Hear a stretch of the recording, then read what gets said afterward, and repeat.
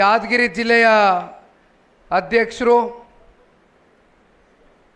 ಸುಭಾಷ್ ಅಣ್ಣ ಅವರು ಪ್ರಾಸ್ತಾವಿಕ ನುಡಿಗಳ ಮೂಲಕ ಈ ಸಭೆಯಲ್ಲಿ ಆಗಮಿಸಿರ್ತಕ್ಕಂಥ ಎಲ್ಲ ಪ್ರಮುಖ ಮುಖಂಡರುಗಳು ಕಾರ್ಯಕರ್ತ ಬಂಧುಗಳಿಗೆ ಅಭಿನಂದನೆಗಳನ್ನ ಸಲ್ಲಿಸಿದ್ದಾರೆ. ಮತ್ತೊಬ್ಬರು ತಾಲೂಕಿನ ಅಧ್ಯಕ್ಷರಾಗಿರ್ತಕ್ಕಂಥ ಪ್ರವೀಣ್ರವರು, ಪ್ರಕಾಶ್ ಅಣ್ಣ ಅವರು ಕೂಡ ಇದ್ದಾರೆ.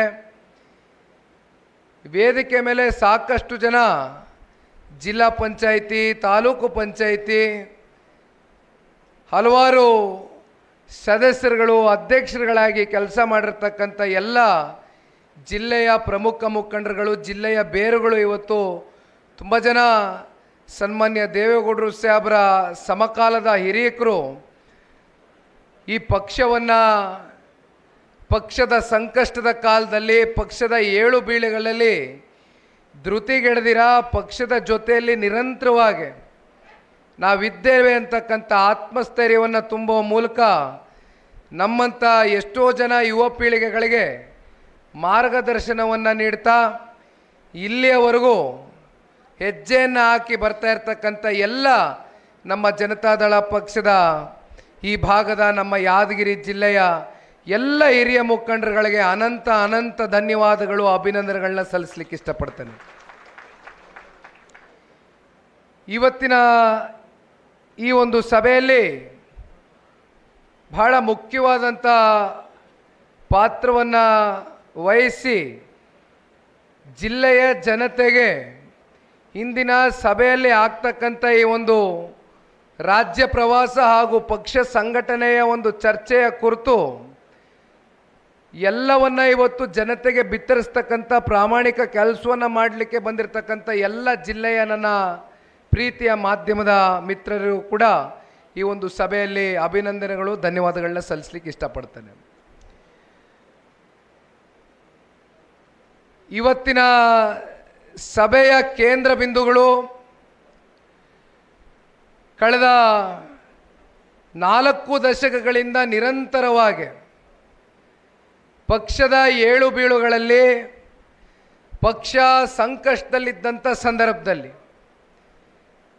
ಇಟ್ಟಂಥ ಹೆಜ್ಜೆಯನ್ನು ವಾಪಸ್ ಹಿಂಪಡಿದಿರ, ನಂಬಿಕೆಯನ್ನು ಇಟ್ಕೊಂಡಿರ್ತಕ್ಕಂಥ ಕಾರ್ಯಕರ್ತರ ನಂಬಿಕೆಗೆ ಯಾವ ಕಾರಣಕ್ಕೂ ಹುಸಿಯನ್ನು ಬೆಳೆದಿರ, ಅವರ ನಂಬಿಕೆಗೆ ದ್ರೋಹವನ್ನು ಮಾಡಿದಿರ, ನಿಮ್ಮ ಜೊತೆಯಲ್ಲಿ ಚುನಾವಣೆಗಳ ಗೆಲುವು ಸೋಲು ಏನೇ ಇದ್ದರೂ ಕೂಡ ನಿಮ್ಮ ಜೊತೆಯಲ್ಲಿ ನಾನು ಇದ್ದೇನೆ, ನಿಮ್ಮ ಜೊತೆಯಲ್ಲಿ ನಾನು ಇರ್ತೇನೆ, ಜನತೆಯ ಜೊತೆ ಪರವಾಗಿ ನಾನು ಧ್ವನಿಯಾಗಿ ಕೆಲಸ ಮಾಡ್ತೇನೆ ಅಂತಕ್ಕಂಥ ಆತ್ಮಸ್ಥೈರ್ಯವನ್ನು ಹೊಂದಿರತಕ್ಕಂಥ ಯಾದಗಿರಿ ಜಿಲ್ಲೆಯ ಜನತಾದಳ ಪಕ್ಷದ ನಿಷ್ಠಾವಂತರ ಕುಟುಂಬದಲ್ಲಿ ಒಂದು ಕುಟುಂಬ ಯಾವುದಾದ್ರೂ ಇದ್ದರೆ ಅದು ನಾಗನಗೌಡರು ಮತ್ತು ಸದಾಶಿವಣ್ಣ ಅವರು. ಇವತ್ತು ಇಬ್ಬರು ಕೂಡ ನಮ್ಮ ಜೊತೆಯಲ್ಲಿಲ್ಲ.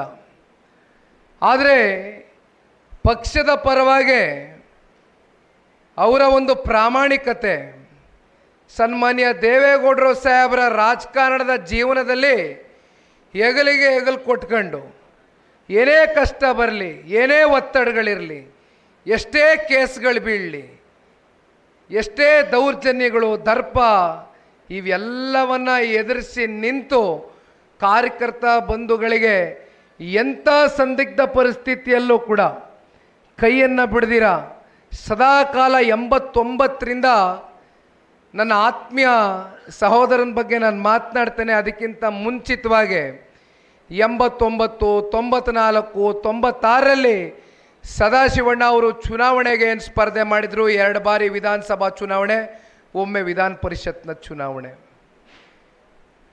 ಆ ಚುನಾವಣೆಗಳಲ್ಲಿ ಅವರು ಸೋತಿದ್ರು ಕೂಡ 2008ರಲ್ಲಿ ನನ್ನ ಆತ್ಮೀಯ ಸಹೋದರ ಹೇಳಿದಂತೆ ಕ್ಷೇತ್ರ ಪುನರ್ವಿಂಗಡಣೆ ಆದ ನಂತರ ನಾಗನಗೌಡರು ಪ್ರಪ್ರಥಮವಾಗಿ ಗುರುಮಿಟ್ಕಲ್ ವಿಧಾನಸಭಾ ಕ್ಷೇತ್ರದಿಂದ ಸ್ಪರ್ಧೆಯನ್ನು ಮಾಡ್ತಾರೆ.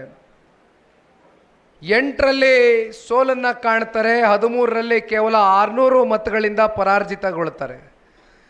ಆದರೆ 18ರಲ್ಲಿ ಗುರುಮಿಟ್ಕಲ್ ತಾಲೂಕಿನ ಎಲ್ಲ ತಂದೆ ತಾಯಂದ್ರ ಆಶೀರ್ವಾದ, ಹಿರಿಯಕರ ಆಶೀರ್ವಾದ, ಯುವಕರ ಸಹಕಾರ ತಾಯಂದ್ರ ಶ್ರೀರಕ್ಷೆಯಿಂದ ಮೊದಲನೇ ಬಾರಿ ನಾಗನಗೌಡರು ವಿಧಾನಸಭೆಗೆ ಕಳಿಸ್ಕೊಟ್ಟಿರ್ತಕ್ಕಂಥ ಪುಣ್ಯಾತ್ಮ ತಂದೆ ತಾಯಂದರು ಈ ಜಿಲ್ಲೆಯಲ್ಲಿ ಯಾರಾದರೂ ಇದ್ದರೆ ಅದು ಗುರುಮಿಟ್ಕಲ್ ತಾಲೂಕಿನ ಎಲ್ಲ ನನ್ನ ಪ್ರೀತಿಯ ಮಹಾಜನತೆ ಅಂತಕ್ಕಂಥದ್ದನ್ನು ನನ್ನ ಸಹೋದರ ನೆನೆಸ್ಕೊಳ್ತಾ ಇದ್ರು.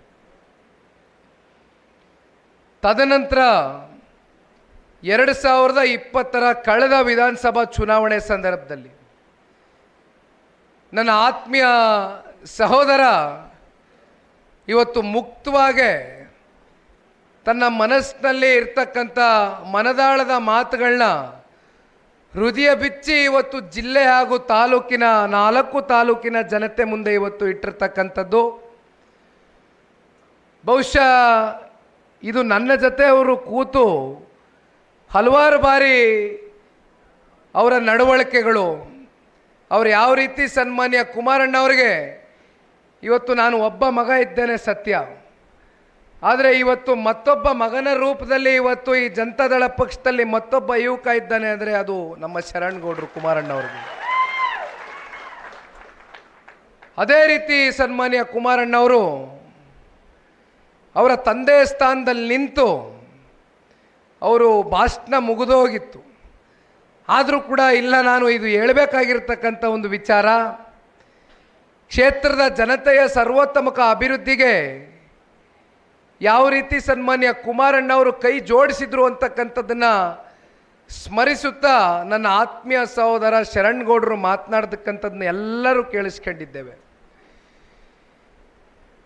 ನೋಡಿ, ರಾಜಕಾರಣದಲ್ಲಿ ಅದರಲ್ಲೂ ಜನತಾದಳ ಪಕ್ಷದ ಇತಿಹಾಸವನ್ನು ನಾವು ತೆಗೆದು ನೋಡಿದಾಗ ಭಾಳ ಜನ ಈ ಪಕ್ಷದಿಂದ ರಾಜಕೀಯದ ಒಂದು ವೇದಿಕೆಯಾಗಿ ಪಕ್ಷದ ಕಾರ್ಯಕರ್ತರ ಒಂದು ದುಡಿಮೆಯಿಂದ ಪಕ್ಷದ ವರಿಷ್ಠರ ಆಶೀರ್ವಾದವನ್ನು ಇಂದ ಟಿಕೆಟನ್ನು ಪಡೆದುಕೊಂಡು ನಿಮ್ಮ ದುಡಿಮೆಯಿಂದ ಶಾಸಕರಾಗಿರ್ತಕ್ಕಂಥ ಉದಾಹರಣೆಗಳು ಸಾಕಷ್ಟಿದೆ. ಇವತ್ತು ಬಹುತೇಕ 2 ರಾಷ್ಟ್ರೀಯ ಪಕ್ಷಗಳಲ್ಲಿ ಇವತ್ಯಾರು ಶಾಸಕರಾಗಿ ಮಂತ್ರಿಗಳಾಗಿ ಕೆಲಸವನ್ನು ನಿರ್ವಹಣೆ ಮಾಡ್ತಾ ಇದ್ದಾರೋ ಅವರೆಲ್ಲರೂ ಕೂಡ ಜನತಾ ಪಕ್ಷದ ಔಟ್ಪುಟ್ಗಳ ಪ್ರಾಡಕ್ಟ್ಗಳೇ.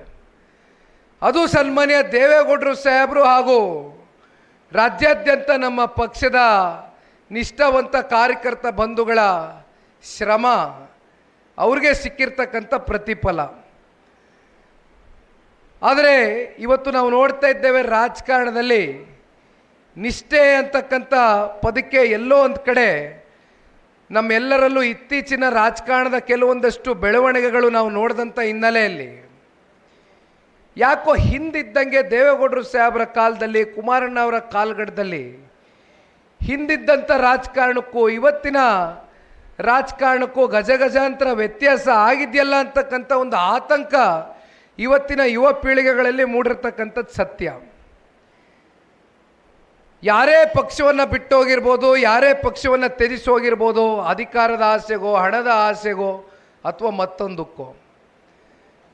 ಆದರೆ ಸದಾಕಾಲ ಯಾದಗಿರಿ ಜಿಲ್ಲೆಯ ಜನತಾದಳ ಪಕ್ಷವನ್ನು ಪ್ರತಿನಿಧಿಸಿ ಸನ್ಮಾನ್ಯ ದೇವೇಗೌಡರಿಗೆ, ಸನ್ಮಾನ್ಯ ಕುಮಾರಣ್ಣ ಅವರಿಗೆ ಬೆಂಬಲವಾಗಿ ಅವರ ಹೋರಾಟಕ್ಕೆ ಜೊತೆಯಲ್ಲಿ ಹೆಜ್ಜೆಯನ್ನು ಹಾಕ್ತಾ ಇರ್ತಕ್ಕಂಥ ಕುಟುಂಬ ಜನತಾದಳ ಪಕ್ಷದಲ್ಲಿ ಯಾವುದಾದ್ರೂ ಕರ್ನಾಟಕ ರಾಜ್ಯದಲ್ಲಿ ಯಾವುದಾದ್ರೂ ಜಿಲ್ಲೆನಲ್ಲಿದ್ದರೆ ಅದು ನಾಗನಗೌಡರ ಕುಟುಂಬ ಅಂತಕ್ಕಂಥದ್ದನ್ನ ಮತ್ತೊಮ್ಮೆ ನಾನು ಹೇಳಬೇಕಾಗ್ತದೆ. ಇವತ್ತು 3ನೇ ತಲೆಮಾರು ಸದಾಶಿವಣ್ಣ ಅವರ ನಂತರ, ನಾಗನಗೌಡರ ನಂತರ ಇವತ್ತು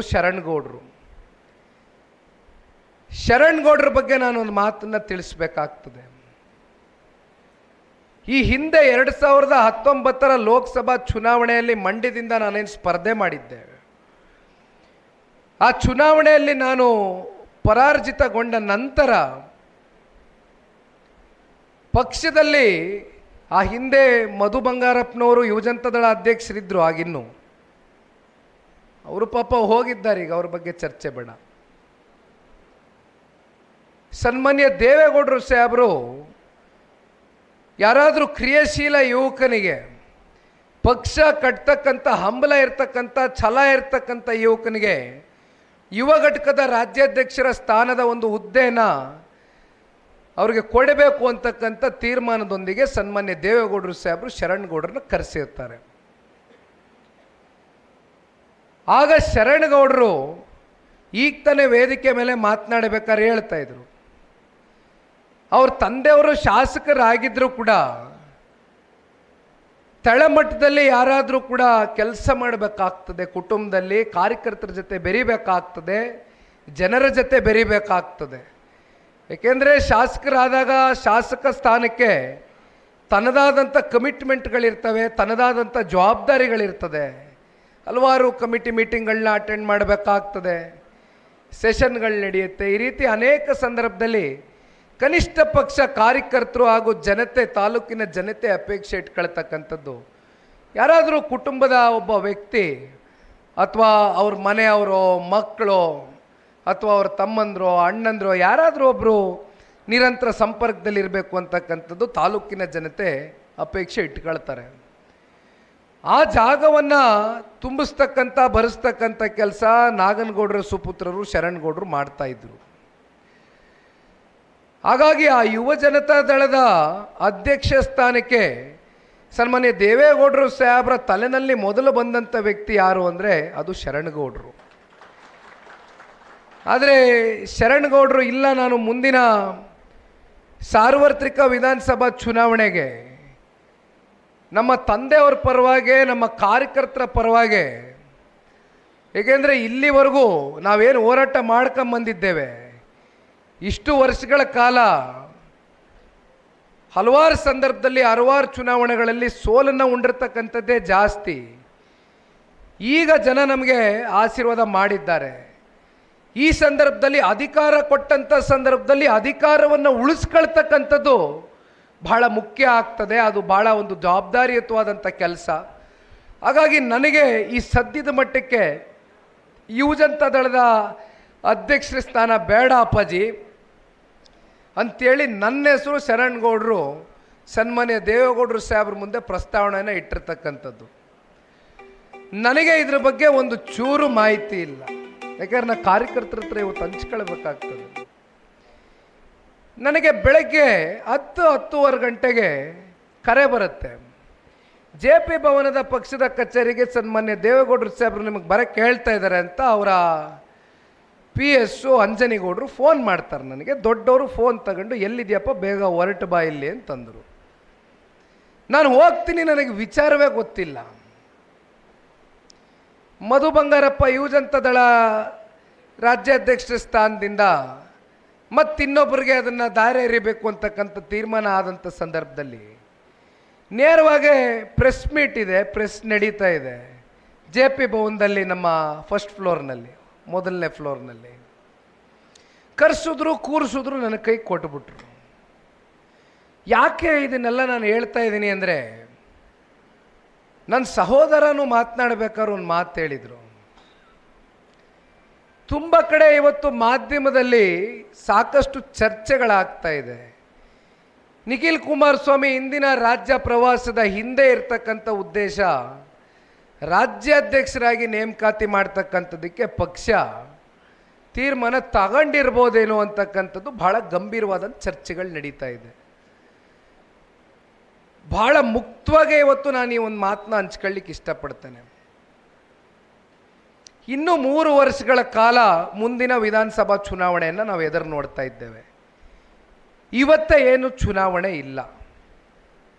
ಇಲ್ಲಿ ನಿಖಿಲ್ ಕುಮಾರಸ್ವಾಮಿ ರಾಜ್ಯ ಪ್ರವಾಸ ಮಾಡ್ತಾ ಇರ್ತಕ್ಕಂಥದ್ದು, ನಾನು ಒಬ್ಬ ಈ ಪಕ್ಷದ ಕಾರ್ಯಕರ್ತನಾಗಿ ರಾಜ್ಯದ ಉದ್ದಗಲಕ್ಕೂ ಕೂಡ ಯಾವುದೇ ನಿರೀಕ್ಷೆಯನ್ನು, ಫಲಾಪೇಕ್ಷೆಯನ್ನು ಪಡೆದಿರ ಈ ಪಕ್ಷವನ್ನು ಕಟ್ಟು ಬೆಳೆಸಿರ್ತಕ್ಕಂಥ ಸಹಸ್ರಾರು ಸಂಖ್ಯೆಯಲ್ಲಿ ಪಕ್ಷದ ಕಾರ್ಯಕರ್ತರಿದ್ದಾರೆ. ಅವರ ಜೊತೆಯಲ್ಲಿ ಒಂದು ಬಾಂಧವ್ಯವನ್ನು ಹೊಂದಬೇಕು, ಒಂದು ಸಂಪರ್ಕವನ್ನು ಇಟ್ಕೊಳ್ಬೇಕು, ಒಂದು ಸಂಬಂಧವನ್ನು ಬೆಳೆಸಬೇಕು. ಏಕೆಂದರೆ ನಾನು ಈಗ ತಾನೇ ಮಾತನಾಡಬೇಕಾದ್ರೆ ಹೇಳ್ತಾ ಇದ್ದೆ, 2004ರಿಂದ ಇಲ್ಲಿವರೆಗೂ ಸತತವಾಗಿ 50 ಜನಕ್ಕಿಂತ ಹೆಚ್ಚು ಜನ ಶಾಸಕರಾಗಿ ಆಯ್ಕೆಯಾಗಿ ಪಕ್ಷದಿಂದ ತಿಂದು ಉಂಡು ಮತ್ತೊಂದು ಪಕ್ಷಕ್ಕೆ ಹೋಗಿರ್ತಕ್ಕಂಥ ಉದಾಹರಣೆಗಳಿದೆ. ಆದರೂ ಕೂಡ ಪಕ್ಷ ಇಷ್ಟು ಬಲಿಷ್ಠವಾಗಿ ಇದೆ ಅಂತಕ್ಕಂಥದ್ದಾದರೆ ಅದಕ್ಕೆ ಮೂಲ ಕಾರಣ ನಮ್ಮ ಪಕ್ಷದ ನಿಷ್ಠಾವಂತ ಕಾರ್ಯಕರ್ತ ಬಂಧುಗಳು. ಅವ್ರಿಗೆ ಇವತ್ತು ಗೌರವವನ್ನು ಕೊಡಬೇಕಾಗಿದೆ, ನಿಮ್ಮ ಕಷ್ಟ ಕೇಳಬೇಕಾಗಿದೆ, ನಿಮ್ಮ ನೋವನ್ನು ನಾನು ಅರ್ಥ ಮಾಡ್ಕೊಳ್ಬೇಕಾಗಿದೆ. ಯಾಕೆಂದರೆ ಶರಣ್ಗೌಡರು ಮಾತನಾಡಬೇಕಾದ್ರೆ ಒಂದು ವಿಚಾರವನ್ನು ಪ್ರಸ್ತಾವನೆ ಮಾಡಿದ್ದಾರೆ. ಇದು ನನ್ನ ಮನಸ್ಸಲ್ಲೂ ಕೂಡ ಭಾಳ ದಿಟ್ಟವಾಗೆ ಊರ್ಬಿಟ್ಟಿದೆ, ಮನಸ್ಸಲ್ಲಿ ಕಾಡ್ತಾ ಇದೆ ನನಗೂ ಕೂಡ. ಇದು ನನ್ನೊಬ್ಬನಿಗೆ ಅಲ್ಲ, ಸನ್ಮಾನ್ಯ ಕುಮಾರಣ್ಣವರು ಅನೇಕ ಬಾರಿ ನನ್ನ ಹತ್ರ ಚರ್ಚೆ ಮಾಡಿದ್ದಾರೆ. ಇಲ್ಲಿ ನಾಡಗೌಡರಿದ್ದಾರೆ, ಭಾಳ ಜನ ಹಿರಿಯ ಮುಖಂಡರುಗಳ ಜೊತೆ ಇದು ಪಕ್ಷದ ಚೌಕಟ್ಟಿನಲ್ಲಿ ಚರ್ಚೆ ಆಗಿರ್ತಕ್ಕಂಥ ವಿಚಾರ. ಸನ್ಮಾನ್ಯ ಕುಮಾರಣ್ಣವರು ಈ ರಾಜ್ಯದಲ್ಲಿ 2 ಬಾರಿ ಮುಖ್ಯಮಂತ್ರಿಗಳಾಗಿ ಆಯ್ಕೆ ಆಗ್ತಾರೆ. 2 ಬಾರಿಯೂ ಕೂಡ ಅತ್ಯಂತ ಕಮ್ಮಿ ಅಲ್ಪ ಅವಧಿ ಆಡಳಿತ ಮಾಡಿರ್ತಕ್ಕಂಥದ್ದು. ಶರಣ್ಗೌಡರು ಮಾತನಾಡಬೇಕಾದ್ರೆ ಹೇಳಿದ್ರು, ನನ್ನ ತಾಲೂಕು ಮಟ್ಟದಲ್ಲಿ ನಾನು ಯಾವ ರೀತಿ ಅವರಿಗೆ ಅಧಿಕಾರವನ್ನು ಕೊಡಿಸ್ಲಿಕ್ಕಾಗ್ತದೆ, ಯಾವ ಸ್ಥಳೀಯ ಚುನಾವಣೆಗಳಲ್ಲಿ ನಾನು ಅವರ ಕೈಯನ್ನು ಬಿಡದಿರ ಅವರ ಜೊತೆಯಲ್ಲಿ ನಿಂತು ಪ್ರಾಮಾಣಿಕವಾಗಿ ಅವರಿಗೆ ಅಧಿಕಾರವನ್ನು ಕೊಡಿಸಿದ್ದೇನೆ. ಆದರೆ ಮುಂದುವರೆದ ಭಾಗವಾಗಿ ನಮ್ಮ ಕಾರ್ಯಕರ್ತರಿಂದನೇ ಮುಂದಿನ ದಿನಗಳಲ್ಲಿ 2028ರ ಚುನಾವಣೆ, ನಿಮ್ಮೆಲ್ಲರ ಹೋರಾಟದ ಶ್ರಮ, ಮುಂದಿನ ಚುನಾವಣೆಯಲ್ಲಿ 100ಕ್ಕೆ 100 ಜನತಾದಳ ಪಕ್ಷ ಮತ್ತು ನಮ್ಮ ಮಿತ್ರ ಪಕ್ಷವಾಗಿರ್ತಕ್ಕಂಥ ಭಾರತೀಯ ಜನತಾ ಪಾರ್ಟಿಯ ಸರ್ಕಾರ ರಚನೆ ಮಾಡ್ತಕ್ಕಂಥದ್ರಲ್ಲಿ ಯಾವುದೇ ಅನುಮಾನ ಇಲ್ಲ. ನಿಮ್ಮ ದುಡಿಮೆ, ನಿಮ್ಮ ಶ್ರಮ ಗುರುತಿಸ್ತಕ್ಕಂಥ ದಿನ ಬಹಳ ದೂರ ಇಲ್ಲ. ನಿಮ್ಮ ಕೈಯಲ್ಲಿ ಅಧಿಕಾರದ ಚುಕ್ಕಾಣಿಯನ್ನು ಕೊಟ್ಟು ಈ ಸಮಾಜವನ್ನು ಕಟ್ತಕ್ಕಂಥ ಕೆಲಸ ಮುಂದಿನ ದಿನಗಳಲ್ಲಿ ಜನತಾದಳ ಪಕ್ಷ ಮಾಡುತ್ತೆ. ಅದು ಬಹಳ ಸ್ಪಷ್ಟವಾಗಿ ಇವತ್ತು ನಿಖಿಲ್ ಕುಮಾರಸ್ವಾಮಿ ಹೇಳಲಿಕ್ಕೆ ಬಯಸ್ತಾನೆ. ರಾಜ್ಯಾಧ್ಯಕ್ಷರ ವಿಚಾರವಾಗಿ ನಾನು ಈಗಲೂ ಕೂಡ ಮತ್ತೆ ಮುಕ್ತವಾಗಿ ಚರ್ಚೆ ಮಾಡ್ತೇನೆ. ಸನ್ಮಾನ್ಯ ಕುಮಾರಣ್ಣವರು ಜನತಾದಳ ಪಕ್ಷದ ರಾಜ್ಯಾಧ್ಯಕ್ಷರಾಗಿದ್ದಾರೆ. ನಾನು ಒಪ್ಕೊಳ್ತೇನೆ, ಸನ್ಮಾನ್ಯ ಕುಮಾರಣ್ಣವರು ಕೇಂದ್ರಕ್ಕೆ ಹೋಗಿದ್ದಾರೆ, ಅನಿರೀಕ್ಷಿತವಾದಂಥ ಲೋಕಸಭಾ ಚುನಾವಣೆ ಎದುರು ನೋಡ್ತಾರೆ. ಕುಮಾರಣ್ಣನ ವಿಧಾನಸೌಧದಿಂದ ಯಾವ ಕಾರಣಕ್ಕೂ ವಿಧಾನಸಭೆಯಿಂದ ಕಳಿಸಬಾರ್ದು ಅಂತಕ್ಕಂಥದ್ದನ್ನ ಬಹಳ ಸಾಕಷ್ಟು ಕೂಗು ನಮ್ಮ ಶಾಸಕ ಮಿತ್ರರು ಒತ್ತಡಗಳನ್ನ ಹಾಕಿದ್ರು. ಅದಕ್ಕೆ ಕಾರಣ ಇವತ್ತು ಆಗ್ತಾ ಇರ್ತಕ್ಕಂಥ ಈ ಕಾಂಗ್ರೆಸ್ನಲ್ಲಿ ಕೆಲವೊಂದಷ್ಟು ಬೆಳವಣಿಗೆಗಳು, ಯಾವ ರೀತಿ ಸರ್ಕಾರ ಹಂತ ಹಂತದಲ್ಲೂ ಎಡವಿದೆ, ಹಂತದ ವೈಫಲ್ಯತೆಗಳು, ಭ್ರಷ್ಟಾಚಾರ, ದುರಾಡಳಿತ, ಇವೆಲ್ಲವನ್ನ ನಾವು ನೋಡ್ತಾ ಇದ್ದೇವೆ. ಇಂಥ ಸಂದರ್ಭದಲ್ಲಿ ಒಬ್ಬ ನೈತಿಕತೆಯನ್ನು ಇಟ್ಕೊಂಡು ರಾಜಕಾರಣ ಮಾಡಿರ್ತಕ್ಕಂಥ ವ್ಯಕ್ತಿ ಯಾರಾದ್ರೂ ಇದ್ರೆ ಅದು ಕುಮಾರಣ್ಣವರು. ಅವರು ಒಳಗಡೆ ವಿಧಾನಸೌಧದಲ್ಲಿ, ವಿಧಾನ ಮಂಡಲದಲ್ಲಿ ಇರಬೇಕಾಗಿತ್ತು, ನೀವು ಹೋಗಬೇಡಿ ನಮ್ಮನ್ನು ಬಿಟ್ಟು ಅಂತಕ್ಕಂಥದ್ದಕ್ಕೆ ನಮ್ಮ ಶಾಸಕ ಮಿತ್ರರು ಅವ್ರಿಗೆ ಮಾತನ್ನು ತಿಳಿಸಿದರು. ಆದರೆ ಕೊನೆಯ ಕಾಲಘಟ್ಟದಲ್ಲಿ ಪಕ್ಷವನ್ನು ಉಳಿಸಲೇಬೇಕು ಅಂತಕ್ಕಂಥ ನಿರ್ಣಯಕ್ಕೆ ತಲೆಬಾಗಿ ಸನ್ಮಾನ್ಯ ಕುಮಾರಣ್ಣವರು ನಮ್ಮ ಮಾತೃ ಜಿಲ್ಲೆ ಆಗಿರ್ತಕ್ಕಂಥ ಮಂಡ್ಯ ಜಿಲ್ಲೆಯ ನನ್ನ ಆತ್ಮೀಯ ಕಾರ್ಯಕರ್ತ ಬಂಧುಗಳ ಒಂದು ಪ್ರೀತಿ ಅಭಿಲಾಷೆ, ಅದಕ್ಕೆ ಮಣಿದು ಸನ್ಮಾನ್ಯ ಕುಮಾರಣ್ಣವರು ಮಂಡ್ಯದಿಂದ ಏನು ಸ್ಪರ್ಧೆ ಮಾಡ್ತಾರೆ. ದೇಶದ ಗೌರವಾನ್ವಿತ ಪ್ರಧಾನಮಂತ್ರಿಗಳು ಶ್ರೀ ನರೇಂದ್ರ ಮೋದಿಜಿಯವರ ಕಳೆದ 11 ವರ್ಷದ ಆಡಳಿತ ವೈಖರಿಯನ್ನು ಇಡೀ ಭಾರತ ರಾಷ್ಟ್ರ ಇವತ್ತು ಮೆಚ್ಚಿದೆ. ಇತಿಹಾಸದ ಪುಟಗಳಲ್ಲಿ ನರೇಂದ್ರ ಮೋದಿಜಿಯವರು ಇವತ್ತು ಕೊಡ್ತಾ ಇರ್ತಕ್ಕಂಥ ಕಾರ್ಯಕ್ರಮಗಳು, ಯೋಜನೆಗಳು ಯಾರು ಕೂಡ ಅಳಿಸ್ಲಿಕ್ಕಾಗೋದಿಲ್ಲ. ಸನ್ಮಾನ್ಯ ದೇವೇಗೌಡರು ಅಂತಕ್ಕಂಥ ನಾಯಕ ಕಳೆದ ಸಂಸತ್ತು ಚುನಾವಣೆಯಲ್ಲಿ ಭಾರತೀಯ ಜನತಾ ಪಾರ್ಟಿ ಎಂದೇ NDAಯ ಮಿತ್ರಕೂಟದ ಭಾಗವಾಗಿ ಇವತ್ತು ಜನತಾದಳ ಪಕ್ಷವು ಕೂಡ ಇವತ್ತು ಏನು ಸೇರ್ಕೊಂಡಿದ್ದೆ, ನಾವು ಒಂದು ಬೆಂಬಲವನ್ನು ಕೊಟ್ಟಿದ್ದೇವೆ. ನರೇಂದ್ರ ಮೋದಿಜಿಯವರ ಆಡಳಿತವನ್ನು ಮೆಚ್ಚಿ ಅವ್ರ ಜೊತೆಯಲ್ಲಿ ಹೋಗಿದ್ದೇವೆ. ಭಾರತ ರಾಷ್ಟ್ರ ಅತಿ ದೊಡ್ಡ ಆರ್ಥಿಕ ಶಕ್ತಿಯಾಗಿ ಪರಿವರ್ತನೆ ಆಗಬೇಕು ಅಂತಕ್ಕಂಥ ಕಲ್ಪನೆಯನ್ನು ನರೇಂದ್ರ ಮೋದಿಜಿಯವರು ಇಟ್ಕೊಂಡಿದ್ದಾರೆ. ಅದಕ್ಕೆ ಪೂರಕವಾಗಿ ಈಗ 4ನೇ ಸ್ಥಾನದಲ್ಲಿ ಭಾರತ ದೇಶ ಅತಿ ದೊಡ್ಡ ಆರ್ಥಿಕ ಶಕ್ತಿಯಾಗಿ ಬೆಳೆದಿದೆ. ಮುಂದಿನ ದಿನಗಳಲ್ಲಿ ಅದು ನಂಬರ್ 1 ಸ್ಥಾನಕ್ಕೆ ಹೋಗಿ ತಲುಪಬೇಕು ಅಂತಕ್ಕಂಥದ್ದು ನರೇಂದ್ರ ಮೋದಿಜಿಯವರ ಕಲ್ಪನೆ.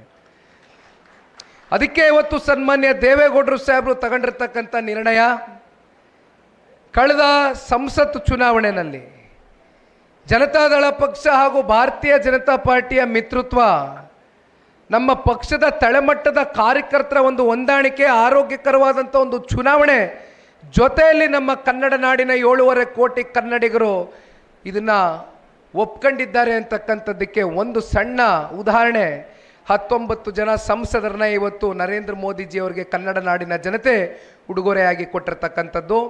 ಅದರ ಮುಂದುವರೆದ ಭಾಗವಾಗಿ ಬಹಳ ಜನಕ್ಕೆ ಗೊತ್ತಿಲ್ಲ, 19 ಸಂಸದರು ಅಂತ ಅಂದ್ಕೊಳ್ತೇವೆ, ಆದರೆ 151 ವಿಧಾನಸಭಾ ಕ್ಷೇತ್ರಗಳ ಪೈಕಿ 151 ವಿಧಾನಸಭಾ ಕ್ಷೇತ್ರದಲ್ಲೂ ಕೂಡ NDA ಅಭ್ಯರ್ಥಿಗಳು ಲೀಡನ್ನು ತಗೊಂಡಿದ್ದಾರೆ, ಪ್ರಚಂಡ ಬಹುಮತವನ್ನು ಪಡೆದಿದ್ದಾರೆ. ಅಂದರೆ ಇದು ಮುಂದಿನ 2028ರ ದಿಕ್ಸೂಚಿ ಅಂತಕ್ಕಂಥದ್ದು ನಾವು ಯಾರೂ ಕೂಡ ಮರಿಬಾರ್ದು. ಅದೇ ಥರ ಇವತ್ತು ಇಲ್ಲಿ ಶರಣ್ಗೌಡರು ಕೂಡ ತಾಲೂಕಿನಲ್ಲಿ NDA ಮಿತ್ರ ಪಕ್ಷದ ಅಭ್ಯರ್ಥಿಗಳಿಗೆ 17,000 ಅಂತರದ ಒಂದು ಲೀಡನ್ನು ಅವರ ನೇತೃತ್ವದಲ್ಲಿ ನಿಮ್ಮೆಲ್ಲರ ಹೋರಾಟದ ಹಿನ್ನೆಲೆಯಲ್ಲಿ ಕೊಟ್ಟಿರ್ತಕ್ಕಂಥದ್ದು ಕೂಡ ನಾವು ಮರೀಲಿಕ್ಕಿಲ್ಲ. ಕೊಟ್ಟ ಮೇಲೆ ಕಿರಿಕಿರಿ ಜಾಸ್ತಿ ಆಗಿದೆ ಅಂತಾರೆ ಸಹೋದರ. ರಾಜಕಾರಣದಲ್ಲಿ ಸವಾಲುಗಳು ಸ್ವಾಭಾವಿಕ. ಯಾರು ಸವಾಲನ್ನು ಸ್ವೀಕಾರ ಮಾಡಿ ಅದನ್ನು ಮೆಟ್ ನಿಲ್ತಾನೋ ಅವನು ದೀರ್ಘಕಾಲ ಜನರ ಹೃದಯದಲ್ಲಿ ಉಳಿತಾನಂತೆ. ಚುನಾವಣೆಗಳಲ್ಲಿ ಏಳು ಬೀಳುವಂತಕ್ಕಂಥದ್ದು ಸರ್ವೇ ಸಾಮಾನ್ಯ, ಅದನ್ನು ಸಮಚಿತವಾಗಿ ತಗೊಂಡು ಹೋಗಬೇಕಾಗ್ತದೆ. ಕೇವಲ ನಾವು ಚುನಾವಣೆಯಲ್ಲಿ ಗೆದ್ದರೆ ಮಾತ್ರ ರಾಜಕಾರಣದಲ್ಲಿ ಮುಂದುವರಿಬೇಕು, ಇಲ್ಲಾಂದರೆ ತಟಸ್ಥ ಆಗಬೇಕು ಅಂತಕ್ಕಂಥ ಮನಸ್ಥಿತಿ ಇಟ್ಕೊಂಡ್ರೆ ಅಂಥವ್ರು ರಾಜಕಾರಣಕ್ಕೆ ಬರಬಾರ್ದು. ಯಾಕಂದರೆ ಜನ ಎಷ್ಟೋ ಸಂದರ್ಭದಲ್ಲಿ ನಮಗೂ ಮತ ಹಾಕಿರ್ತಾರೆ, ನಮ್ಮನ್ನು ಪ್ರೀತಿಸ್ತಕ್ಕಂಥ ವರ್ಗ ಇರ್ತಾರೆ, ನಮ್ಮನ್ನು ನಂಬಿರ್ತಕ್ಕಂಥ ಕಾರ್ಯಕರ್ತರು ಇರ್ತಾರೆ, ಅವ್ರಿಗೆ ಮೋಸ ಮಾಡಬಾರ್ದು. ಈಗ ಶರಣ್ಗೌಡರು ಹೇಳ್ದಂಗೆ ತಂದೆಯವರು 13ರಲ್ಲಿ 600 ಓಟಿಂದ ಸೋತಿರ್ತಕ್ಕಂಥದ್ದು. 600 ಓಟಿಂದ ನಾನು ಸೋತ್ಬಿಟ್ಟೆ, ನಾನು ಪರಾಜಿತಗೊಂಡ್ಬಿಟ್ಟೆ ಅಂತ ಅಷ್ಟು ಜನ ನಮಗೆ ಮತ ಹಾಕಿರ್ತಾರಲ್ಲ, ಅವ್ರು ಕೈ ಬಿಟ್ಟರೆ ಆ ಭಗವಂತ ಮೆಚ್ತಾನ? ಕಾರ್ಯಕರ್ತರು ಎಲ್ಲಿ ಹೋಗ್ಬೇಕು, ಪಕ್ಷ ಏನಾಗ್ತದೆ, ಇವೆಲ್ಲವೂ ಕೂಡ ಆಲೋಚನೆ ಮಾಡಬೇಕಾಗ್ತದೆ. ಅವ್ರ ಜಾಗವನ್ನು ಇವತ್ತು ಬರೆಸಿರ್ತಕ್ಕಂಥ ಶರಣ್ಗೌಡರು ಭಾಳ ಜನ ಇವತ್ತು ಮಾತನಾಡಬೇಕಾದ್ರೆ ಶರಣ್ಗೌಡರು ಹೇಳಿದ್ರು, ನಾಡಗೌಡರು ಸಾಹೇಬರು ಒಂದು ಮಾತು ಹೇಳಿದರು, ಮುಂದಿನ ದಿನಗಳಲ್ಲಿ 2028ರ ಚುನಾವಣೆಯ ಫಲಿತಾಂಶ ಬಳಿಕ ಪ್ರತಿ ಜಿಲ್ಲೆಯಲ್ಲೂ ಕೂಡ ಜನತಾದಳ ಪಕ್ಷದ ಉಸ್ತುವಾರಿ ಮಂತ್ರಿಗಳಿರಬೇಕು ಅಂತಕ್ಕಂಥ ಚರ್ಚೆ ಏನು ಬಂತು. ಆಗ ಇಲ್ಲಿರ್ತಕ್ಕಂಥ ಹಿರಿಯಕರು ನಾಡಗೌಡರು ಸಾಹೇಬರು ಒಂದು ಮಾತನ್ನು ಹೇಳಿದ್ದಾರೆ, ಇವತ್ತು ಕನ್ನಡ ನಾಡನ್ನು ಒಂದು ಸಮೃದ್ಧ ನಾಡಾಗಿ ಇವತ್ತು ರೈತರು, ದೀನದಲಿತರು, ಬಡವರು, ಕೂಲಿ ಕಾರ್ಮಿಕರು, ಹೆಣ್ಮಕ್ಳು, ಯುವಕರು ನೆಮ್ಮದಿಯಾಗಿ ಮುಂದಿನ ದಿನಗಳಲ್ಲಿ ಬದುಕನ್ನು ಕಾಣಬೇಕು ಅಂತಕ್ಕಂಥದ್ದಾದರೆ ಸನ್ಮಾನ್ಯ ಕುಮಾರಣ್ಣವರು ಈ ರಾಜ್ಯದ ಮುಖ್ಯಮಂತ್ರಿಗಳಾಗಲಿ ನಾವು ಯಾವುದಕ್ಕೆ ಬೇಕಾದರೂ ತ್ಯಾಗ ಮಾಡಲಿಕ್ಕೆ ಸಿದ್ಧ ಅಂತಕ್ಕಂಥ ದೊಡ್ಡ ಮಾತುಗಳನ್ನ, ದೊಡ್ಡ ಮನಸ್ಸಿನ ಮಾತುಗಳನ್ನ ಇವತ್ತು ನಮ್ಮ ಮುಖಂಡರುಗಳು ಈ ವೇದಿಕೆ ಮೂಲಕ ಹಂಚ್ಕೊಂಡಿದ್ದಾರೆ. ಇವತ್ತು ಸನ್ಮಾನ್ಯ ಕುಮಾರಣ್ಣವರು ಕೇಂದ್ರದಲ್ಲಿ ಸಚಿವರಾದ ಬಳಿಕ ಬಹಳ ಜನ ಇವತ್ತು ಕಾಂಗ್ರೆಸ್ನ ನಾಯಕರುಗಳು ಪ್ರಶ್ನೆ ಮಾಡ್ತಾರೆ, ಕುಮಾರಣ್ಣ ಅವರು ಏನು ಮಾಡಿದ್ದಾರೆ 1 ವರ್ಷದಿಂದ ಅಂತ. ಇವತ್ತು ಕುಮಾರಣ್ಣವ್ರಿಗೆ ಇರ್ತಕ್ಕಂಥ 2 ಇಲಾಖೆ, ಒಂದು ಹುಕ್ಕು ಮತ್ತು ಇನ್ನೊಂದು ಬೃಹತ್ ಕೈಗಾರಿಕೆ. ನನ್ನ ಇಲಾಖೆಗೆ ನಾನು ಸೀಮಿತವಾಗಿ ಕೆಲಸ ಮಾಡಿದ್ರೆ ಸಾಕು ಅಂತಕ್ಕಂಥದ್ದು ಎಂದು ಕೂಡ ಅವರು ಭಾವಿಸಿಲ್ಲ. ಕನ್ನಡ ನಾಡಿನ ಜನತೆ ಅವ್ರಿಗೆ ಆಶೀರ್ವಾದ ಮಾಡಿ ಉನ್ನತವಾದಂಥ ಸ್ಥಾನದಲ್ಲಿ ಕೂರಿಸಿದ್ದೀರಿ. ವಿಶೇಷವಾಗಿ ನಮ್ಮ ಜನತಾದಳ ಪಕ್ಷ ಹುಟ್ಟಿರ್ತಕ್ಕಂಥದ್ದು, ಉಸಿರಾಡ್ತಾ ಇರ್ತಕ್ಕಂಥದ್ದು, ಮುಂದಿನ ದಿನಗಳಲ್ಲಿ ಎಂದೂ ಕೂಡ ಶಾಶ್ವತವಾಗಿ ದನಿಯನ್ನು ಗೂಡಿಸ್ತಕ್ಕಂಥದ್ದು ರೈತರ ಪರವಾಗಿ ಅಂತಕ್ಕಂಥದ್ದನ್ನ ಅನೇಕ ಸಂದರ್ಭದಲ್ಲಿ ಸಾಬೀತು ಮಾಡಿದ್ದೀವಿ. ಅದಕ್ಕೆ 2-3 ಉದಾಹರಣೆಗಳು ಇತ್ತೀಚಿನ ದಿನಗಳಲ್ಲಿ ಆದಂಥದ್ದನ್ನ ಕೊಡ್ಲಿಕ್ಕೆ ಬಯಸ್ತೇನೆ. ತಂಬಾಕು ಬೆಳೆಗಾರರು ತಂಬಾಕುವನ್ನು ಬೆಳೆದಿದ್ರು, ಅವ್ರಿಗೆ ಬೆಂಬಲ ಬೆಲೆ ನಿಗದಿಯಾಗಿರಲಿಲ್ಲ. ರೈತರು ಬೆಳೆದಂಥ ಬೆಳೆ ಸಂಪೂರ್ಣವಾಗಿ ಚೆಲ್ಲಿದ್ರು, ಅವರು ಬೆಳೆದಂಥ ಪ್ರೊಡಕ್ಷನ್ನು ಖರೀದಿ ಆಗಿರಲಿಲ್ಲ. ಅದನ್ನು ಖರೀದಿ ಮಾಡಲಿಕ್ಕೆ ಆದೇಶ ಹೊರಡಿಸಿ ಮನವಿಯನ್ನು ಕೊಟ್ಟು ಕೇಂದ್ರದ ಕೃಷಿ ಸಚಿವರು ಶಿವರಾಜ್ ಸಿಂಗ್ ಚೌಹಾಣ್ಜಿ ಅವರಿಗೆ ಮಾತನಾಡಿದ್ದು ಸನ್ಮಾನ್ಯ ಕುಮಾರಣ್ಣವರು. ಮತ್ತೊಂದು ಕಡೆ ಮಾವು ಬೆಳೆಗಾರರು, ಮಾವು ಬೆಳೀತಕ್ಕಂಥವ್ರು, ಅವರು ಕೂಡ ಮಾವನ್ನು ಬೀದಿಲಿ ಚೆಲ್ತಕ್ಕಂಥದ್ದು ಆಕ್ರೋಶವನ್ನು ವ್ಯಕ್ತಪಡಿಸಿದರು. ಆ ಸಂದರ್ಭದಲ್ಲೂ ಸನ್ಮಾನ್ಯ ಕುಮಾರಣ್ಣವ್ರು ನಿಂತು ಮಾವು ಬೆಳೆಗಾರರು 2.5 ಲಕ್ಷ ಮೆಟ್ರಿಕ್ ಟನ್ನಷ್ಟು ಮಾವಿಗೆ ಬೆಂಬಲ ಬೆಲೆಯನ್ನು ಕೊಡಿಸಿರ್ತಕ್ಕಂಥದ್ದು ಇದೇ ಕುಮಾರಣ್ಣವರು. ಇಲ್ಲಿರ್ತಕ್ಕಂಥ ಪ್ರಭಾವಿ ನಾಯಕರು ಎಷ್ಟು ವರ್ಷ ರಾಜಕಾರಣದಲ್ಲಿ ಅವರಿಗೆ ಜಿಲ್ಲೆಯ ಜನತೆ ಶಾಸಕ ಸ್ಥಾನವನ್ನು ಎಷ್ಟು ಸಲ ಕೊಟ್ಟಿದ್ದೀರಿ, ಎಷ್ಟು ಸಲ ಸಂಸದರಾಗಿ ಆಯ್ಕೆ ಮಾಡಿದ್ದೀರಿ, ದೀರ್ಘಕಾಲ ಆಡಳಿತ ಪಕ್ಷದಲ್ಲಿ ಕೆಲಸ ಮಾಡಿದ್ದಾರೆ. ಆದರೆ ಯಾವ ರೀತಿ ಇವತ್ತು ಅಧಿಕಾರಿಗಳನ್ನ ಇಲ್ಲಿ ನಡೆಸ್ಕೊಳ್ತಾ ಇದ್ದಾರೆ ಅಂತಕ್ಕಂಥದ್ದು ನಾನು ಶರಣ್ಗೌಡ್ರಿಗೂ ಕೂಡ ಕೇಳ್ತಾ ಇದ್ದೆ. ನನಗೂ ವಿಷಯ ಮುಟ್ತು, ಎಲ್ಲ ಪತ್ರಿಕೆಗಳಲ್ಲಿ ಓದಿದ್ದೆ, ಹಾಗಾಗಿ ಅವ್ರಿಗೆ ಕೇಳಿದೆ. ನಿಷ್ಠಾವಂತ ಅಧಿಕಾರಿಗಳು ಪಾರದರ್ಶಕವಾಗಿ ಕೆಲಸ ಮಾಡ್ತಕ್ಕಂಥದಕ್ಕೆ ಒಂದು ಉಸಿರುಕಟ್ಟು ವಾತಾವರಣ ಈ ಸರ್ಕಾರದಲ್ಲಿ ಇಡೀ ರಾಜ್ಯದಲ್ಲಿ ಎಲ್ಲೆಡೆ ಕೂಡ ನೋಡ್ತಾ ಇದ್ದೇವೆ. ಅದಕ್ಕೆ ಯಾದಗಿರಿ ಜಿಲ್ಲೆಯಲ್ಲಿ ನಮ್ಮ ಮಂಡ್ಯ ಜಿಲ್ಲೆಯ SP ಶಂಕರ್ ಅವರು ಇಲ್ಲಿ ಕೆಲಸ ಮಾಡ್ತಾ ಇದ್ದಾರೆ. ಬಹುಶಃ 7-8 ತಿಂಗಳ ಕಾಲ ಇಲ್ಲಿ ಸರ್ವಿಸ್ ಮಾಡಿದ್ದಾರೆ ಈಗಾಗಲೇ. ಇಲ್ಲಿ ಇಸ್ಪೀಟ್ ಆಡಿಸ್ತಕ್ಕಂಥವ್ರು, ಮಟ್ಕ ಕಟ್ತಕ್ಕಂಥವ್ರು, ಮರಳು ದಂಧೆ ಮಾಡ್ತಕ್ಕಂಥವ್ರು, ಇವೆಲ್ಲದಕ್ಕೂ ತಡೆ ಒಡಬೇಕೋ ಬೇಡವಾ? ತಪ್ಪೇನು ಮಾಡ್ತಾ ಇದ್ದಾರೆ SP ಅವರು? ಇದನ್ನು ತಡೆ ಒಡ್ತಾರೆ ಅಂತ ಕಾಂಗ್ರೆಸ್ನ ಇಲ್ಲಿರ್ತಕ್ಕಂಥ ಪ್ರಭಾವಿ ನಾಯಕರುಗಳ ಹಿಂದೆ ಮುಂದೆ ಇರ್ತಕ್ಕಂಥ ಹಿಂಬಾಲಕರು, ಚೇಲಗಳು ವ್ಯಾಪಾರ ಮಾಡಬೇಕಲ್ಲ ಅವರು. ಅದಕ್ಕೆ ಪಾಪ ಅವ್ರನ್ನ ಇಲ್ಲಿಂದ ಕಿತ್ತೊಗಿಬೇಕು ಅಂತ ಈಗಾಗಲೇ ತೀರ್ಮಾನ ಮಾಡಿದ್ದಾರೆ. ಅವ್ರ ಮೇಲೆ ಒತ್ತಡ ಇರ್ತಾ ಇದ್ದಾರೆ. ಇದು ಇಲ್ಲಿರ್ತಕ್ಕಂಥ ಪ್ರಭಾವಿ ನಾಯಕರುಗಳು ಜಿಲ್ಲೆಯ ಜನತೆಗೆ ಕೊಡ್ತಾ ಇರ್ತಕ್ಕಂಥ ಬಳುವಳಿ, ನಿಷ್ಠಾವಂತ ಅಧಿಕಾರಿಗಳಿಗೆ, ನಿಷ್ಠಾವಂತ ಸೇವೆಗೆ. ಅನೇಕ ವಿಚಾರಗಳಿದೆ ಮಾತನಾಡೋದಕ್ಕೆ. ಕಲಬುರಗಿ ಜಿಲ್ಲೆಗೆ ನಿನ್ನೆ ದಿನ ಜೇವರಿಗೆ ಹೋದಂಥ ಸಂದರ್ಭದಲ್ಲಿ ಪ್ರತಿನಿತ್ಯ ನೋಡ್ತಾ ಇದ್ದೀರಿ ಎಷ್ಟು ಕೊಲೆ ಪ್ರಕರಣಗಳು ಪ್ರತಿನಿತ್ಯ ಕಣ್ಣಿಗೆ ಬೀಳ್ತಾ ಇದೆ, ಎಷ್ಟು ಬೆಳಕು ಚೆಲ್ತಾ ಇದೆ. ಆದರೆ ಇವತ್ತಿಗೂ ಕೂಡ ನಮಗೇನೂ ಗೊತ್ತಿಲ್ಲ ಅಂತ ಕೈ ಕಟ್ಟೆ ಹಾಕೊಂಡು ಕೂತಿದ್ದಾರೆ. ಕಾನೂನು ಸುವ್ಯವಸ್ಥೆ ಅಂತಕ್ಕಂಥದ್ದು ಈ ರಾಜ್ಯದಲ್ಲಿ ಸಂಪೂರ್ಣವಾಗಿ ಸತ್ತೋಗಿದೆ, ಕುಸಿದೋಗಿದೆ. ಯಾರೂ ಕೇಳ್ತಕ್ಕಂಥವ್ರು ದಿಕ್ಕಿಲ್ಲ. ಇಲ್ಲಿ ಸೇಡಮ ಮತ್ತು ನಮ್ಮ ಚಿತ್ತಾಪುರ 2 ತಾಲೂಕಿನಲ್ಲಿ ಸ್ಯಾಂಡ್ ಮಾಫಿಯಾ 165 ಕೋಟಿ ರೂಪಾಯಿ ದೊಡ್ಡ ಹಗರಣ, ದೊಡ್ಡ ಭ್ರಷ್ಟಾಚಾರ. ಜಿಲ್ಲಾಡಳಿತ ಕಣ್ಣು ಮುಚ್ಕೊಂಡು ಕೂತಿದೆ. ಯಾವ ಜಿಲ್ಲಾಧಿಕಾರಿಗಳು ಮಾತನಾಡ್ತಕ್ಕಂಥದ್ದಿಲ್ಲ. ಸರ್ಕಾರದಲ್ಲಿರ್ತಕ್ಕಂಥ ಪ್ರಭಾವಿ ಮಂತ್ರಿಗಳು ಅದನ್ನು ಕನಿಷ್ಠ ಪಕ್ಷ ಒಂದು ತನಿಖೆಗೆ, ಒಂದು ತನಿಖಾ ಏಜೆನ್ಸಿ, ಯಾಕೆಂದರೆ ಮಾತಾಡ್ತಾರೆ ಪಾಪ SIT ಅಂತೀರಿ. SSITನೋ SITನೋ ಅದು ಏನೋ ನಮಗೆ ಗೊತ್ತಿಲ್ಲ. ಏಕೆಂದರೆ ಇವೆಲ್ಲ ಸ್ವತಂತ್ರ ಸಂಸ್ಥೆಗಳು, ಸ್ವತಂತ್ರವಾಗಿ ಕೆಲಸ ಮಾಡಬೇಕು ಅಂತಕ್ಕಂಥದ್ದು ನಮ್ಮ ಪ್ರಜಾಪ್ರಭುತ್ವದಲ್ಲಿ ಇರ್ತಕ್ಕಂಥದ್ದು. ಆದರೆ ಯಾರ್ದೋ ಒತ್ತಡಕ್ಕೆ ಮಣಿದು ಮತ್ತಿನ್ನೊಬ್ಬರನ್ನ ಯಾರನ್ನೋ ಒಂದು ಕಡೆ ಹನಿ ಟ್ರ್ಯಾಪು, ಮನಿ ಟ್ರ್ಯಾಪು, ತೆರಿಗೆ ಟ್ರ್ಯಾಪ್ ಮಾಡೋದಕ್ಕೆ ಈ SSITನ ಬಳಕೆ ಮಾಡ್ಕೊಳ್ತಾ ಇರ್ತಕ್ಕಂಥದ್ದು ನಿಜಕ್ಕೂ ಕೂಡ ಎಂದೂ ಕೂಡ ಕರ್ನಾಟಕ ರಾಜ್ಯದಲ್ಲಿ ಇಂಥ ಸರ್ಕಾರ, ಕೆಟ್ಟ ಸರ್ಕಾರ ಆಡಳಿತ ಮಾಡಿರ್ತಕ್ಕಂಥ ಉದಾಹರಣೆಗಳಿಲ್ಲ. ಅಕ್ಕಪಕ್ಕ ರಾಜ್ಯಗಳಲ್ಲಿ ಇವತ್ತು ಕಾಂಗ್ರೆಸ್ನವ್ರ ಪಾಪ ಹೇಳ್ತಾರೆ ಜನತಾದಳ ಪಕ್ಷ ಮುಗದೆ ಹೋಯ್ತು, ಜನತಾದಳ ಪಕ್ಷ ಎಲ್ಲಿದೆ, ಜನತಾದಳ ಪಕ್ಷ ದುರ್ಬೀನ್ ಹಾಕಿ ಹುಡುಕ್ಬೇಕು, ಯಾರೂ ಇರಲಿಕ್ಕಿಲ್ಲ ಜನತಾದಳ ಪಕ್ಷದಲ್ಲಿ ಅಂತ ಹೇಳ್ತಾರೆ. ಪಾಪ ನಮ್ಮ ಶಾಸಕ ಮಿತ್ರರನ್ನು ಕರೀತಾರೆ, ಬನ್ನಿ ಬನ್ನಿ ನಮ್ಮ ಪಕ್ಷಕ್ಕೆ ಸೇರ್ಪಡೆ ಆಗ್ಬಿಡಿ, ಬನ್ನಿ ಬನ್ನಿ ನಾವು ಅನುದಾನ ಕೊಡ್ತೀವಿ ಅಂತಾರೆ. ಇತ್ತೀಚೆಗೆ ಹೊಸದಾಗಿ ಗೆದ್ದಿರ್ತಕ್ಕಂಥ ಶಾಸಕ ಮಿತ್ರರು ಜಾಸ್ತಿ ಇದ್ದಾರೆ ನಮ್ಮ ಜನತಾದಳದಲ್ಲಿ. ಅವ್ರು ಕರೆದಾಗೆಲ್ಲ ನನಗೊಂದು ಫೋನ್ ಮಾಡ್ತಾರೆ, ಕರೀತಾ ಇದ್ದಾರೆ ಅಂತ. ದಯಮಾಡಿ ಹೋಗಿ ಬನ್ನಿ, ಜನತೆ ನಿಮ್ಮನ್ನು ನಂಬಿ ಓಟ್ ಹಾಕಿದ್ದಾರೆ, ಜನಗಳ ಪರವಾಗಿ ನಿಮ್ಗೇನಾರು ಅನುದಾನ ಸಿಕ್ಕಿ ನೀವೇನಾರು ಕೆಲಸ ಮಾಡ್ತಕ್ಕಂಥದ್ದಕ್ಕೆ ನಿಮ್ಗೆ ಅವಕಾಶ ಸಿಕ್ಕಿದ್ರೆ ದಯಮಾಡಿ ತುಂಬ ಹೃದಯದಿಂದ ಅದನ್ನು ತೆಗೆದುಕೊಂಡು ಬಂದು ಕೆಲಸ ಮಾಡಿಸಿ ಅಂತ ಹೇಳಿದ್ದೇನೆ. ಕರೀತಾರೆ ಪಾಪ, ಕರೆದು ಕೂರಿಸ್ಕೊಂಡು ನೀರಾವರಿ ಇಲಾಖೆಯಲ್ಲಿ 85 ಕೋಟಿ ನಿನಗೆ, 150 ಕೋಟಿ ನಿನಗೆ ಅಂತಾರೆ. ಏನು ಪಕ್ಕದಲ್ಲಿ ನಿಲ್ಲಿಸ್ಕೊಂಡು ಪತ್ರ ಇಟ್ಕೊಂಡು ಒಂದು ಪೋಸ್ಟ್ ಕೊಡಿಸ್ತಾರೆ. ಬಾಪ ಫೋಟೋಗ್ರಾಫರ್ ಫಸ್ಟ್ ಪೋಸ್ಟ್ ತೊಗೊಂಡು ಕಳಿಸಯ್ಯ, ಫೋಟೋ ತಗೊಬಿಡು, 12 ಜನ ರೆಡಿ ಆಗೋರೆ ಅಂತ ಹೇಳ್ತಾ ಇದ್ದೀವಲ್ಲ, 12ರಲ್ಲಿ ಇವರು ಅವರೇ ಅಂತ ಆಚೆ ಕಡೆ ಬಿಂಬಿಸ್ಬೇಕಲ್ಲ. ಆಮೇಲೆ ಮೊನ್ನೆ ಮತ್ತೆ ಕೇಳಿದೆ ನಮ್ಮ ಶಾಸಕರಿಗೆ, ಬಂತ ದುಡ್ಡು ಅಂತ. ಎಲ್ಲಿ ಬರ್ತದೆ ಸರ್, ಕ್ಯಾಬಿನೆಟಲ್ಲಿ ಅಪ್ರೂವ್ ಆಗಿಲ್ಲ, ವಾಪಸ್ ರಿಜೆಕ್ಟ್ ಮಾಡಿ ವಾಪಸ್ ಮನೆಗೆ ಕಳಿಸಿದ್ರು ಮುಖ್ಯಮಂತ್ರಿಗಳು. ಫೈನಾನ್ಸ್ ಅಪ್ರೂವಲ್ಲೇ ಆಗಿಲ್ಲ, ವಾಪಸ್ ಕಳಿಸಿದ್ರು.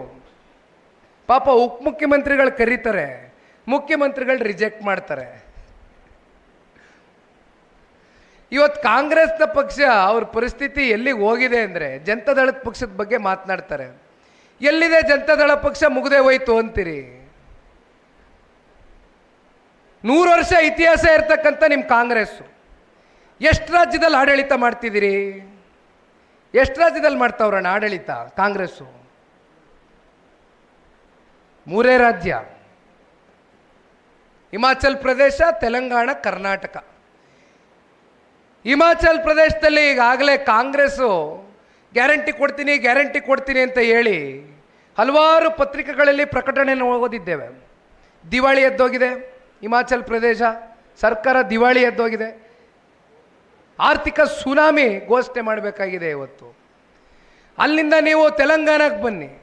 ಅವ್ರ ರಾಜ್ಯದ ಮುಖ್ಯಮಂತ್ರಿಗಳು ರೇವಂತ್ ರೆಡ್ಡಿ ಅವರು ಹೇಳ್ತಾರೆ, ನಾನು ಈ ರಾಜ್ಯದ ಮುಖ್ಯಮಂತ್ರಿಗಳಾಗಕ್ಕಿಂತ ಮುಂಚಿತವಾಗಿ ನನಗೆ ಗೊತ್ತೇ ಇರಲಿಲ್ಲ ರಾಜ್ಯದ ಆರ್ಥಿಕ ಪರಿಸ್ಥಿತಿಗಳೇನಾಗಿತ್ತು ಅಂತ. ಇಲ್ಲಿ ಬಂದು ಕೂತ ಮೇಲೆ ನನಗೆ ಗೊತ್ತಾಯಿತು ಎಷ್ಟು ಸವಾಲುಗಳಿದೆ ಅಂತ. ನಾವೇನೋ ಪ್ರಣಾಳಿಕೆಯಲ್ಲಿ ಅವತ್ತು ಮತ ಗಿಟ್ಟಿಸ್ಕೊಳ್ಳೋದಕ್ಕೋಸ್ಕರ ಕಮಿಟ್ಮೆಂಟ್ ಮಾಡಿಬಿಟ್ಟಿದ್ದೀವಿ. ಈಗ ಅದನ್ನು ಉಳಿಸ್ಕೊಳ್ಳೋಕ್ಕಾಗ್ತಾ ಇಲ್ಲ. ನಮ್ಮ ಕೈಲಿ ಏನು ಮಾಡೋದು ಗೊತ್ತಾಗ್ತಾ ಇಲ್ಲ. ಅದೆಷ್ಟೋ ಪಟ್ಟಿ ಕೊಟ್ಟರು, ಇಷ್ಟು 1000 ಕೋಟಿ ಬರ್ತದೆ, ಅದರಲ್ಲಿ ಸರ್ಕಾರಿ ನೌಕರರಿಗೆ 1000 ಕೋಟಿ ಹೋಗ್ತದೆ, ಸರ್ಕಾರ ನಡೆಸ್ತಕ್ಕಂಥ ಕಚೇರಿಗೆ ಇಷ್ಟು ಹೋಗ್ತದೆ, ಮತ್ತು ನಮಗೆ ಮಿಕ್ಕಿರ್ತಕ್ಕಂಥದ್ದಿಷ್ಟೇ, ಅದರಲ್ಲಿ ನೀವು ಯಾವ ರೀತಿ ಹೇಳ್ತೀರೋ ಆ ರೀತಿ ಕೇಳ್ತೀವಿ ಅಂತ ಹೇಳ್ತಾರೆ. ಪಾಪ ಗ್ಯಾರಂಟಿಗಳು ಕೊಡಬೇಕಾ ಬೇಡವಾ, ಅಥವಾ ಗ್ಯಾರಂಟಿ ಕೊಟ್ಟರೆ ನೌಕರರಿಗೆ, ಸರ್ಕಾರಿ ನೌಕರರಿಗೆ ಸಂಬಳ ಕೊಡೋದ, ಅವ್ರದ್ದು ನಿಲ್ಸದ ಅಂತ ಪಾಪ ಅವ್ರು ಕೇಳ್ತಾರೆ ಮುಖ್ಯಮಂತ್ರಿಗಳು. ಅಸಹಾಯಕತೆ. ಆದರೆ ಕಾಂಗ್ರೆಸ್ನವರು, ಕರ್ನಾಟಕದ ಕಾಂಗ್ರೆಸ್ನವರು ಈಗಲೂ ಕೂಡ ಉದ್ದಟತನ ಬಿಟ್ಟಿಲ್ಲ. ಇಲ್ಲ ನಾವು ಗ್ಯಾರಂಟಿ ಕೊಡ್ತೀವಿ ಅಂತಾರೆ. ಗ್ಯಾರಂಟಿಯಾಗೆ ಗ್ಯಾರಂಟಿ.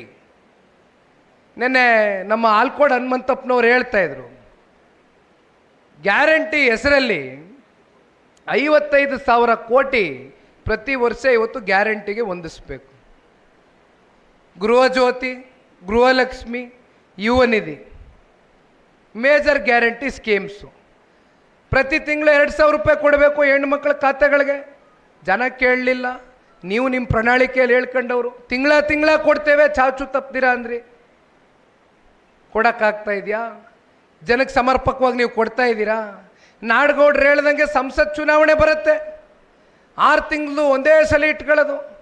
ಅಲ್ಲೆಲ್ಲೋ ಪಾಪ ನಮ್ಮ ಬೆಂಗಳೂರು ಗ್ರಾಮಾಂತರದಲ್ಲಿ ಒಂದು ಫಲಾನುಭವಿಗಳ ಹೆಣ್ಣುಮಕ್ಕಳು, ಫಲಾನುಭವಿಗಳು ಯಾರ್ಯಾರು ಫಲಾನುಭವಿಗಳಿದ್ರು, ಕಾರ್ಯಕ್ರಮ ಮಾಡಿದರು. ಚುನಾವಣೆ ಮುಂಚಿತವಾಗಿ ಕರೆದು ಕೂರಿಸಿ ಆ ಹೆಣ್ಣುಮಕ್ಕಳಿಗೆ, ನೀವೇನಾದರೂ ಕಾಂಗ್ರೆಸ್ ಪಕ್ಷದ ಅಂದಿದ್ದಂಥ ಸಂಸದರು, ಇವತ್ತಿಲ್ಲ ಬಿಡಿ ಪಾಪ ಅವ್ರು ಮನೆಗೆ ಕಳಿಸಿದ್ರು ಜನ, ಅಂದಿದ್ದಂಥ ಸಂಸದರಿಗೆ ನೀವು ಮತ ಹಾಕಲಿಲ್ಲ ಅಂದರೆ ನಿಮ್ಗೆ ಯಾವ ಕಾರಣಕ್ಕೂ ಗ್ಯಾರಂಟಿಗಳು ರದ್ದು ಮಾಡಿಬಿಡ್ತೀವಿ, ನಿಮ್ಗೆ ಯಾವ ಕಾರಣಕ್ಕೂ ಕೊಡಲಿಕ್ಕಿಲ್ಲ ಅಂತ ಧಮಕಿ ಹಾಕಿದ್ರು.